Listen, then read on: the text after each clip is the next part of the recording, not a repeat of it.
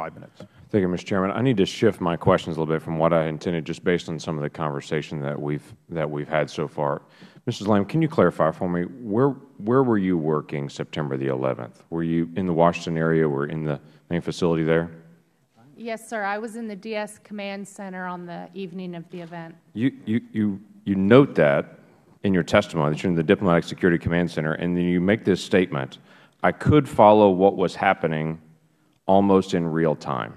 That's correct. So once they hit the button in Benghazi, you're alerted. It says you could have. Did you follow what was happening in real time at that point? Sir, what was happening is they were making multiple phone calls, and it was very important that they communicate with the Annex in Tripoli, because this is where additional resources were coming from. So they would hang up on us and then call back. But you're tracking it back and forth, what's going on. Yes, absolutely. Then after a very long night for them, they're evacuated out into Tripoli. Correct. Were they in communication with you then once they got to Tripoli? This would have been the next morning at that point. No. At that point, Embassy Tripoli took over communicating. So you had no other communication with them after they got to Tripoli? You weren't aware of that? Or no. They notified us when there was wheels down. They notified us when they got to the hospital. They notified us when they were wheels up en route to obviously, these Germany. are your folks. I mean, Absolutely. I cannot imagine the emotion of that for you. So you had no other connection to know what happened, the details of that, what occurred, these frantic phone calls and all these things that are happening back and forth. They get to Tripoli and you're not aware anymore of what actually had just happened? No, sir. We continue to follow them, but half of the team had to be rushed to the hospital Right. and treated, and Post was provided. They had just been through a horrific Oh, it's horrible. ordeal. I mean, your detailed account of this is horrific. And so at this point, providing them the comfort to just come down from the adrenaline and the horror of what had happened, we respected that, and we worked through our colleagues at the embassy in Tripoli. Right. Here's my struggle with that. You're listening in on the command center. You're in communication as it's going on. They get to Tripoli. There's all kinds of conversations that are happening back and forth as people are checking on them. And yet State Department is testifying still today, 5 days later, they didn't know what happened, that was a coordinated terrorist act. Maybe this was some spontaneous event that occurred when there was constant communication happening.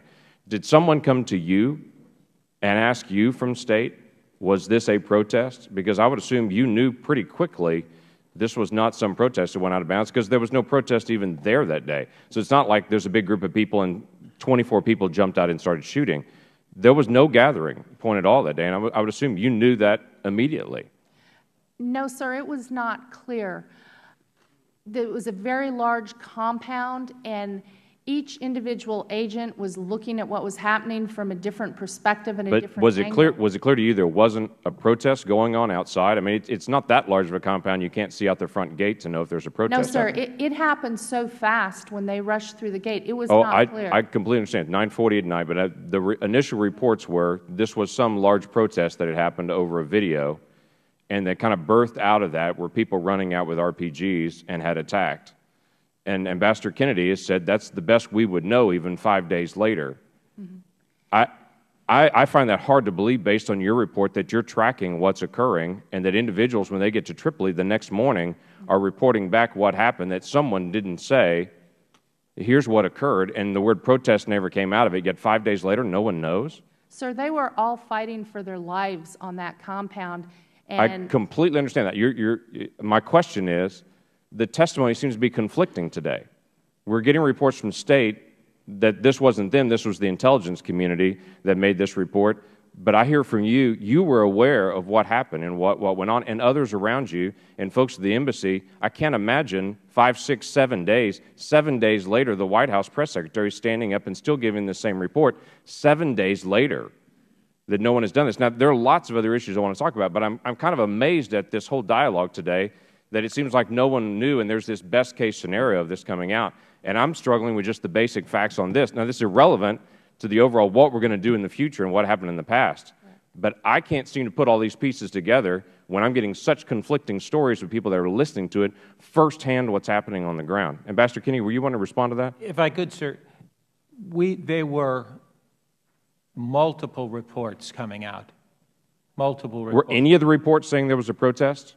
There were reports. There were reports coming out of Benghazi that there were protests that day. There were reports that we received saying that there were protests, and I will not go any farther than that. And then things evolved. Period. If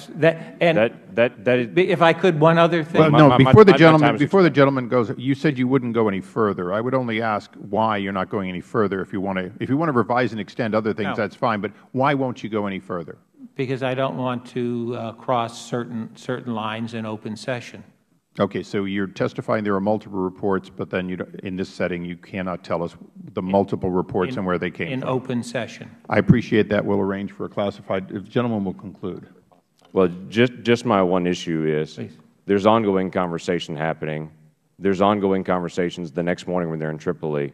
I find it very difficult 5, 6, 7 days later, the same story is coming out when there was constant communication with a group of people. It just seems like a very difficult story for me to be able to believe. If I could. Of course.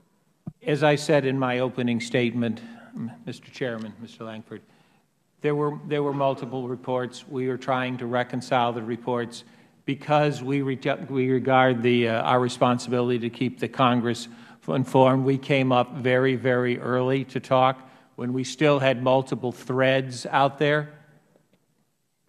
And those multiple, we were not about to precipitously try to reconcile those multiple threads.